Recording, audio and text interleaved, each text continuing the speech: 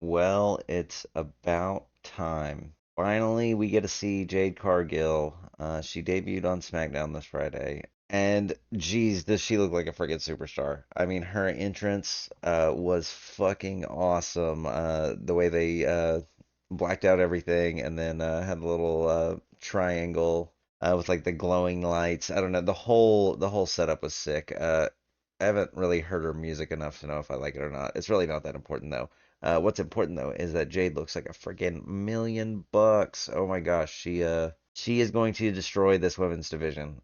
Just gonna kick ass and take names. And she wrecked the Kabuki Warriors. So Bianca had a match with Dakota Kai, and of course Damage Control came and got involved. And then Naomi came and tried to help out Bianca, but they were just Damage Control was just beating down on Naomi and Bianca until who comes running out for the save, but Jade Cargill. And I really wanted them to do this last week, but it's fine. We got it this week. I didn't think we were gonna get to see Jade in the ring this week, so I'm just glad we got to see something.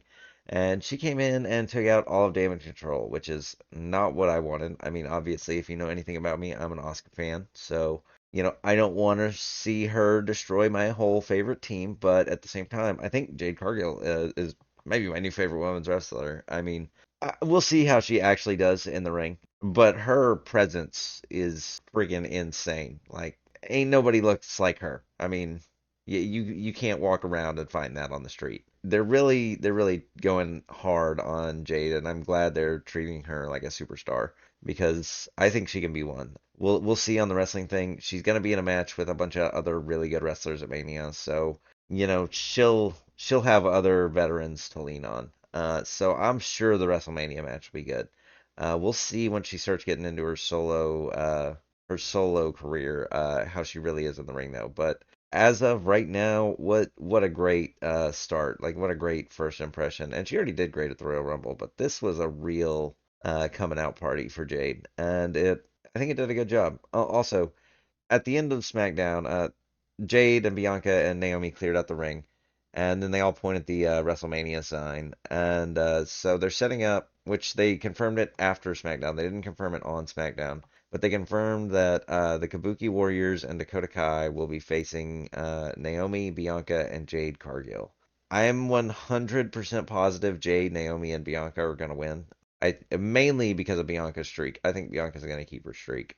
But that's going to be a fun match. It's not the match I would want for any of them, but it's going to be a good match. So I'm not super worried about it. I want to see them all in singles matches though. I really like most of these girls, so it's a shame we're not gonna get them all having their own matches. But there's only so much space on the WrestleMania card, and this gets a lot of stars into one match and sets up a really interesting women's tag match. And I can't wait to see Jade actually wrestle in a ring. So it's a match I'm really looking forward to, and obviously Asuka's my favorite, so already super interested in that match. But having Jade come in for her debut, well, I guess it's not really her debut anymore, but it's her first WrestleMania match. So it's a big deal. I'm really excited for it. I think it's gonna be a good match. Yeah, what a good ending to SmackDown, and I think we have a new superstar in the women's division. So that's pretty exciting. And now we're going to get into the rest of the week in wrestling. I've been really busy all week, but I really wanted to talk about The Rock and Cody Rhodes. My live stream, I stopped my live stream about 30 minutes before Raw ended. I did not know we were going to get the best freaking segment of Raw in who knows how long before I cut off the stream. But wow, I cannot believe I missed this on stream. But it was I was watching it the whole time. I mean, I couldn't take my eyes off of it. But I thought Raw was over. I was checked out. So then to see Cody just getting his ass beat by The Rock. Oh man. It was a very Cody beatdown. Cody always has to get destroyed, and it was just like Cody. And that's what we got. Cody getting beat down by Dwayne The Rock Johnson. And Dwayne was cutting promos the whole time. Also, I don't know if you spotted it, but we got a little teaser for John Cena and Stone Cold on the trailer. So who knows what they're going to be up to at WrestleMania? But certainly an interesting little bit of foreshadowing. But Cody got wrecked. He bled, and I'm sure he was happy about that. He probably cried tears of joy at the end of this segment. Rock said he's gonna know hard times, and I think the Bloodline is about to make Cody's life a living hell. Even if he wins that title at WrestleMania, he's not gonna be having a good time very soon, guys. These guys are just gonna come and beat the shit out of him all the time. But like, hopefully we can see Cody start to get some payback on these guys pretty soon. I mean, I gotta think that his time's coming, and with WrestleMania coming up. We've only got one Raw until WrestleMania, so if Cody's gonna do anything, he's gonna have to come out and do it. Well, you're probably watching this on Monday, so he's gonna have to do it tonight. But we'll see how he does. But it's gonna be a big night. The Raw is gonna have Roman Reigns, The Rock, and Cody. So something big is happening, and it's gonna be great. I don't know what, and I can't wait to see what it is. And this was a great segment between The Rock and Cody. I know everybody's saying Roman's getting big broed by The Rock, but that's gonna happen to anybody. He's The Rock. He's a Mount Rushmore wrestler. He will always be center of attention when he's on screen. There's just no avoiding that with The Rock, and he did it here. He stole the show. Him and Cody had a great little segment there to end Raw. Yeah, I think that was a really good Raw this week. Speaking of Raw, let's move on to the next thing. We got CM Punk, Seth Rollins, and Drew McIntyre. And this was a great little segment. I mean, they were it was just a war of words, and CM Punk is always bringing the heat. And we got a Jim Cornette reference, so yeah, Cornette's super happy about that. He got a kick out of getting his podcast dropped on national television. But I thought we already knew that CM Punk watched Cornette's podcast. I feel like he confirms that all the time. But of course he does. Cornette's got the best wrestling podcast, and CM Punk is the best wrestler in the world. So it makes sense that the best wrestler would listen to the best podcast, I guess. But the big thing coming out of this is what is CM Punk going to do at WrestleMania? Is he going to be the commentator for Drew and Seth, or is he going to be the referee for Drew and Seth? Now, they sure made it seem like he's going to be doing the commentating, but the people want him to be the referee. I mean, Chicago was chanting referee, 15,000 of them, I guess. And how do you get 15,000 people to just start chanting referee on the spot? People really got to want that if that's what they're doing. So I really hope we get that. CM Punk did do a count with his left hand, and I thought that was pretty fun. CM Punk just being cheeky. But Drew was being cheeky the whole time. He's doing his crisscross applesauce, just like CM Punk on the announce table. And CM Punk just can't stand Seth. I mean, Seth came in and CM Punk was just goading Drew. He's like, I had him on the ropes. I was gonna get him in this ring and give him a cheap shot, but Seth didn't give him a chance. Seth had to come in and ruin CM Punk's moment. But the probably the best line from the whole thing was CM Punk saying, after me being gone 10 years, it still doesn't make you guys interesting. Seth is pretty good. Drew is kind of boring though. I mean, there's been times where I'm like, why is Drew? I don't get Drew, but I mean, I've loved his last little heel run, so don't think I'm hating on Drew. Drew's great. He is not on Punk's level on the mic. He's been doing great work though on the mic this year. So I hope we just see him take that and keep running with it. And Seth is not one to get showed up either. He was bringing the heat as well. He was basically calling CM Punk washed up and saying Drew's a never will be. Which, he might be right. CM Punk he's certainly breaking down. Hopefully we can still see some good matches out of CM Punk though. They're really building up this Drew CM Punk thing. I really want to see them have a match. I really want to see a CM Punk and Seth Rollins match. CM Punk and Cody Rhodes. CM Punk and The Rock. CM Punk and The Rock, their last match. I don't know how long ago it was since you've watched that, but CM Punk actually originally won that match, but then Vince McMahon comes out and says, "Nope, we're gonna keep going until The Rock wins," and that's exactly what happened. So hopefully we can see CM Punk get some revenge at some point. But now that The Rock's on this whole final boss thing, even if CM Punk did fight him, he's probably taking another loss. But they've also kind of set up CM Punk versus Roman Reigns lately, so hopefully that's another match we'll see in the future. But overall, I thought this was a really good segment between Drew, CM Punk, and Seth Rollins. The next thing I want to talk about on Raw is Becky Lynch smacking the shit out of Dom. What a crazy week of WWE television we've gotten. I mean, what a good Raw, SmackDown. There was something interesting going on almost the whole time. There it didn't get a lot of good matches. I mean, we got good matches, but we're not getting the top stars in matches right now because they're playing it safe with everybody. They've had too many injuries lately, and they've got to make sure they get through WrestleMania just fine. So we're really not trying to hurt anybody. So we haven't got a lot of matches, but the character stuff has been great. We've gotten great promos. Some of the storylines are finally starting to get where we really want them. Speaking of them, Becky and Rhea, this is a storyline that's really needed to heat up, and it's been a war of words. I mean, Rhea was talking about Becky's daughter, and Becky said, "You better keep my daughter's name out of your mouth." But of course, Rhea said, she's gonna have her daughter calling her mommy, and Becky and Rhea have been having a little social media war as well. So they're taking it to Twitter, they're taking it to Instagram. Becky's talking crap about Rhea in interviews, saying what a bad role model for women she is, and we all know we don't believe that. We all know Becky likes Rhea, but uh, in storyline, these two are not friends with each other, and we got to see a little.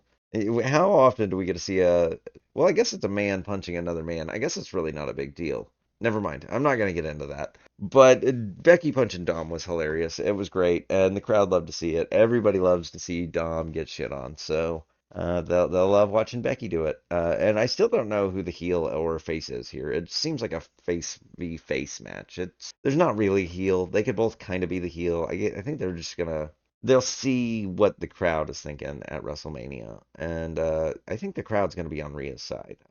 But we'll see. Becky's still a way bigger name, and WrestleMania it's a hardcore crowd, but it's a casual crowd. But we're in Philadelphia. Philadelphia is going to have their own opinion. And there's probably going to be a bunch of Becky and Rhea fans there, so it might be pretty split. We'll see. We'll see how it goes. One thing I can tell you, we're not going to see Liv. Liv is trapped in a box, and she's not coming out until WrestleMania is over. Yeah, so Becky and Rhea's, we're finally heating up with that. And that's going to be it for what I'm talking about on Raw. Got a couple more things I want to talk about with SmackDown. AJ Styles told Nick Aldis that if LA Knight was going to be in the building, that he wasn't going to be there this week. And well, we all knew what was going to happen there. AJ Styles was going to show up, and LA Knight was gonna be there. He got out of prison, guys. I don't know how he got out of prison, but he managed to post bail and managed to make it to SmackDown this week. And of course, there was going to be shenanigans. There was always going to be shenanigans with this. And AJ Styles has been in the game. He knew what was up.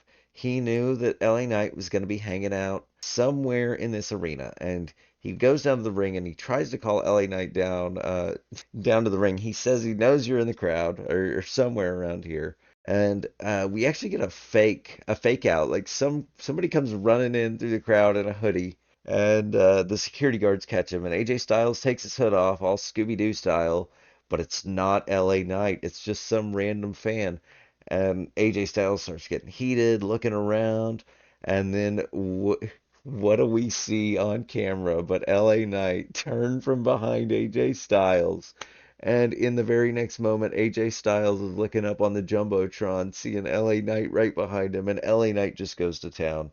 LA Knight just starts beating the crap out of AJ Styles. These two just, I love this little rivalry they have going. It's super fun. Uh, they just want to beat the shit out of each other every time they see each other, which is how a rivalry should be. These two are just constantly. I mean, AJ Styles flew to Australia to ruin LA Knight's chances of going to WrestleMania. And then LA Knight goes to AJ Styles' house and assaults him and gets arrested on television. I mean, you can't make this stuff up. This is just next level. I don't know. I've really been having fun with their story though. This has been a good time. It's been a lot of hijinks, and I love hijinks in the WWE. This is what I live for. So I think they're gonna have a really good match at WrestleMania. I'm super excited for it, and I'm loving the build so far. and it was another good addition to SmackDown. And the last thing I really want to talk about from SmackDown is Randy Orton. Randy Orton and KO were in a tag match against Pretty Deadly. And I mean, to be honest, I thought there was no way Pretty Deadly was going to win that match. I knew Logan Paul was going to interfere. I thought there were going to be shenanigans, but in my mind, there's no way Pretty Deadly were pinning Randy Orton or Kevin Owens. But I did not account for the fact that Logan Paul was going to pop out from under the ring and hit KO with the brass knuckles. He got hit with the brass knuckles, and I don't know the members of Pretty Deadly's name, but the one with the brown hair goes and gets a quick pin on KO, and Randy's just furious. He's like, "Hey, KO, how are you losing to these guys? Like, these guys are total jobbers, dude." I mean, like, Randy knows. The thing about Randy, his character is a ring general. You can't get anything by him. He knows all the cheating moves because he's done them all before. You're never gonna get him with that because that's his thing. You're never gonna be better at that than him. But you can be better than his teammate, KO, and that's exactly what they did. They were better than his teammate, and KO took the brass knucks, took the pin, but then Randy looks up at the Jumbotron and he sees what Logan Paul did. Because at first, Randy, you started to see the seeds of doubt in Randy between him and KO, but then Randy watches the Jumbotron, sees how it all played out, and Randy, being an actually smart wrestler, knows that there's no place for Logan Paul to go if he's under the ring. So he just moseys on out and lifts up the apron, and what do we see but Logan Paul hiding under the ring? And this man, Randy, chases him through the building. Friggin' Logan Paul ran clear out to the garage and he stole somebody's car. He's actually committed Grand Theft Auto on television. So maybe we'll see Logan Knight. Maybe we'll see Logan Paul join LA Knight and Dirty Dom as convicts that are wrestling for the WWE. But I think what we're actually going to see is Logan Paul pull into WrestleMania in that car. It reminds me of John Cena back at WrestleMania 23 when he pulled in on the Mustang. Either way, though, this was a really fun segment. I was really surprised Pretty Deadly got the win. Also, if Pretty Deadly wanted to join Logan Paul, they could be the most insufferable group in the WWE. So just throwing it out there, they're all heels. They're all really, really hateable. And if you put them all together, I think it would make them even more hateable. So maybe a combo they could work with in the future. But I like Logan Paul, what he's got going on. I don't think he necessarily needs a team. He can be doing solo stuff. But it might help out Pretty Deadly. We'll see what they do though. But yeah, this was a great little segment. And we're setting up more for the eventual KO Randy split that is gonna inevitably go down before or during this WrestleMania match. And okay, just a couple last little notes I want to talk about. One, Jade Cargill is freaking awesome. Yeah, definitely want to talk about that. Two, Santos Escobar and Dom. We have confirmed a match between Santos Escobar and Dom versus Rey Mysterio and Dragon Lee. So that is a tag match that will take place at WrestleMania. And we also confirmed Authors of Pain and Karrion Kross versus Bobby Lashley and the Street Profits. So we're gonna have a nice 3v3 tag match. I already told you that in my WrestleMania predictions video though, so I don't know why you needed SmackDown to confirm it. But here we are for SmackDown to confirm it. So I think that's the extent of the we added three matches. We added Dom, Ray, Santos Escobar, and Dragon Lee, the tag match. We've added three tag matches. The Jade Cargill, Bianca and Naomi versus Damage Control, Asuka and Kairi, and Dakota Kai. And then the last one is the Street Profits, Montez Ford and Angelo Dawkins versus the Authors of Pain. The Street Profits and Bobby Lashley against Karrion Kross and the Authors of Pain. So yeah, that's our matches we've been updated for on WrestleMania, and yeah, this is there was more stuff that happened, but this is the main stuff I feel like I really wanted to talk about. If you want to see my my live reactions. I'm gonna go live for Raw and SmackDown. I'm gonna start trying to do that every week. We'll see how well I'm able to handle that, but definitely gonna be able to go live for Raw on Monday. So if you're interested in that, check it out. And we will see about SmackDown on Saturday. But if you enjoyed this, please like and subscribe. Thank you for watching. It means a lot. Yeah, and have a great day. I hope you had a good Easter.